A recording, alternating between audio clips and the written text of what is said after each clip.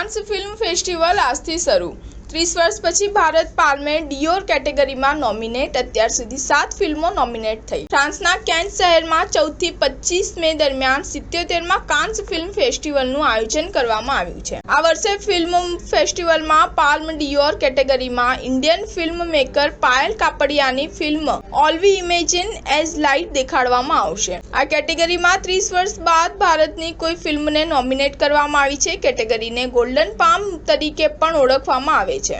આ ફેસ્ટિવલનો સૌથી મોટો તેમજ ફિલ્મ ઇન્ડસ્ટ્રીનો સૌથી પ્રતિષ્ઠિત એવોર્ડ છે। આ વર્ષે કાન્સમાં પ્રથમ વખત 9 ભારતીય ફિલ્મો ઓફિશિયલ રીતે પસંદ કરવામાં આવી છે। ભારત કાન્સમાં ભારત પર્વ નામના પેવેલિયનનું પણ આયોજન કરાશે। કાન્સ ફિલ્મ ફેસ્ટિવલ માટે દર વર્ષે જ્યુરી સભ્યોની પસંદગી કરવામાં આવે છે। આ સભ્યોમાંથી સિનેમા સાથે જોડાયેલા લોકોને અલગ અલગ દેશોમાંથી પસંદ કરવામાં આવ્યા છે। અત્યાર સુધીમાં ભારતના 9 સેલેબ્સને જ્યુરી મેમ્બર બનાવવાની તક મળી છે। ઐશ્વર્યા રાય બચ્ચન 2002 થી લગભગ દર વર્ષે આ કાન્સમાં હાજરી આપે છે। આ વખતે પણ ઐશ્વર્યા રાય બચ્ચન, અદિતિ રાવ હૈદરી અને શોભિતા ધુલીપાલા જેવા સેલેબ્સ કાન્સમાં રેડ કાર્પેટ પર જોવા મળશે। અત્યાર સુધી ઐશ્વર્યા, દીપિકા સિવાય સોનમ કપૂર, અનુષ્કા શર્મા અને સારા અલી ખાન સહિત ભારતના ઘણા સેલેબ્સ કાનની રેડ કાર્પેટ પર વોક કર્યું છે। આ વર્ષે કાન્સમાં ભારત પર્વ ઉજવવામાં આવશે। આ એક પેવેલિયન એવું હશે કે જેનું આયોજન ફક્ત ભારતીય પ્રતિનિધિઓ કરશે। 108 વિલેજ ઇન્ટરનેશનલ રિવેરા ખાતે સ્થિત આ